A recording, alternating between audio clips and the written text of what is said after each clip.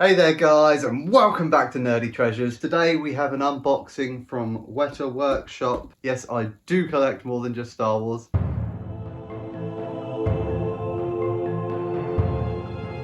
The Lord of the Rings films are probably my favourite films of all time. Despite that, its representation in my collection is fairly lacking. I do have a small growing collection going, but today we are going to help build that out with the Balrog. So I got this as part of Weta's October sale. I think usually this goes for a little over £300, and I managed to get this on sale for £180, give or take. But then shipping costs, so to ship this from their EU warehouse was about £30, which took the cost up to £210. And then when it got here, I got hit with like a £70 customs fee, which brought the whole total up to about £300. So it wasn't a great savings in the end, which is a bit annoying, but it's here now, so I'm going to enjoy the hell out of it.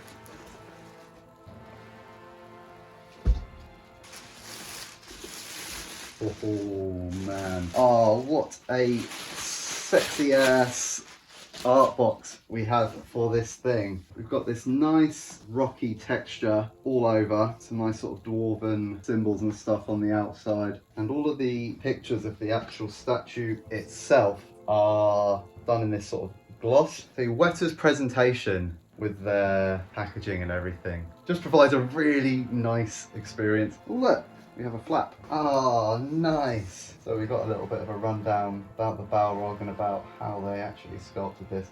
This is an amazing presentation. Okay, let's get this thing out.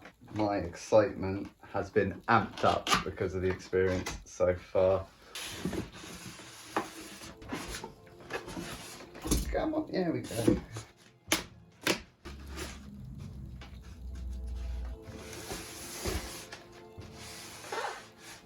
What?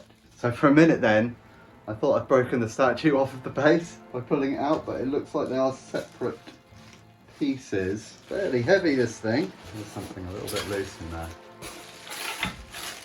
Oh man. Oh, there's lots loose. God damn it.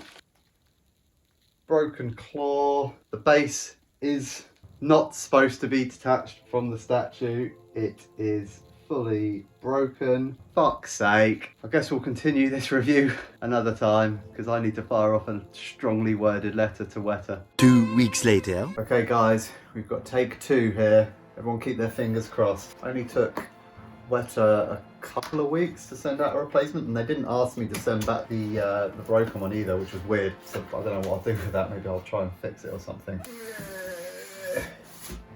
Where's my knife?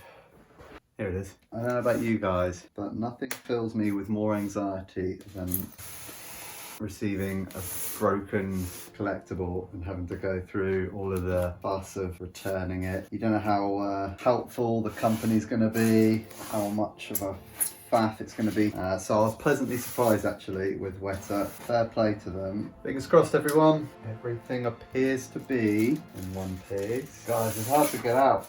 Yay! We're all good. No breakages this time. I am so pleased. And this thing looks awesome. So I haven't really done a statue review on the channel yet, so I think what we're going to do is we're sort of going to have to take a look at sort of the overall concept, and I'll sort of dive into things like sculpt and paintwork and everything else. But yeah, so far so good. So the concept of this then, you've got the Balrog crouching over this rock ready to pounce, and I'm sort of in two minds, and I'll tell you why. I purposely bought this one, so I wanted some representation of the Balrog in the collection, and this one will fit nicely in my Kallax display unit. Ideally I would have had one with like a giant wingspan, like a really imposing statue. There's some amazing ones out there, but they're huge. The wings are a little bit more pronounced than I thought they would be. When I looked at the product photos for this, you couldn't really even tell they were there, but they are actually quite visible, especially like this one that sort of sweeps around here from the back to the front.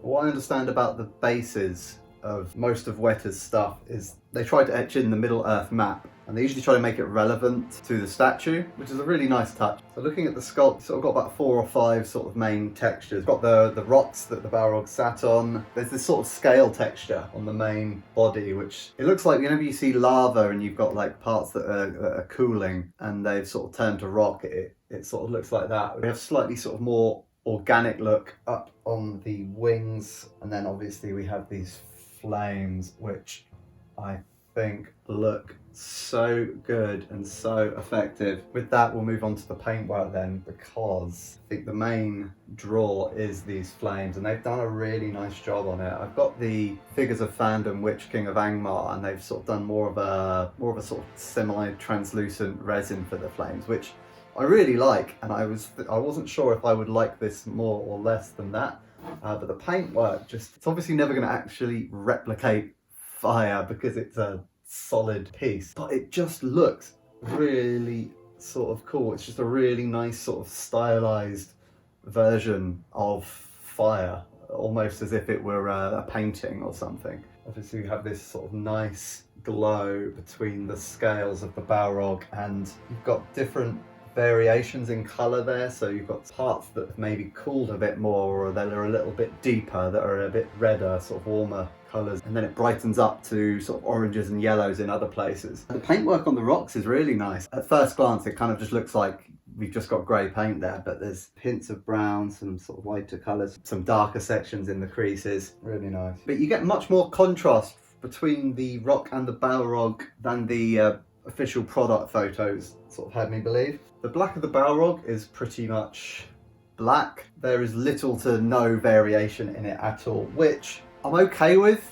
Balrog is literally made of shadow and flame. Got the flame, we've got the variety in the different oranges and reds there, but for the shadow is just lack of light, it's darkness, so I think it works there, and it contrasts the flame really nicely. So I just wanted to quickly look at the head sculpt then. Really nice sculpt and paintwork on this. The blackness of that silhouette, those nice wide horns, and then for like the eyes and the nose and the mouth, we have this fade from like this white hot at the back of its mouth, moving forward from yellows to oranges to reds. I can almost hear that sort of fiery, crackly roar that he does in the film. Very cool, man. Looking at the height of this, stands just under 30 centimeters, so a little under a foot. The widest part is probably the base, which is about 20 centimeters, give or take, so 8 inches. Quite a low footprint size-wise, and should fit nicely into anyone's display area.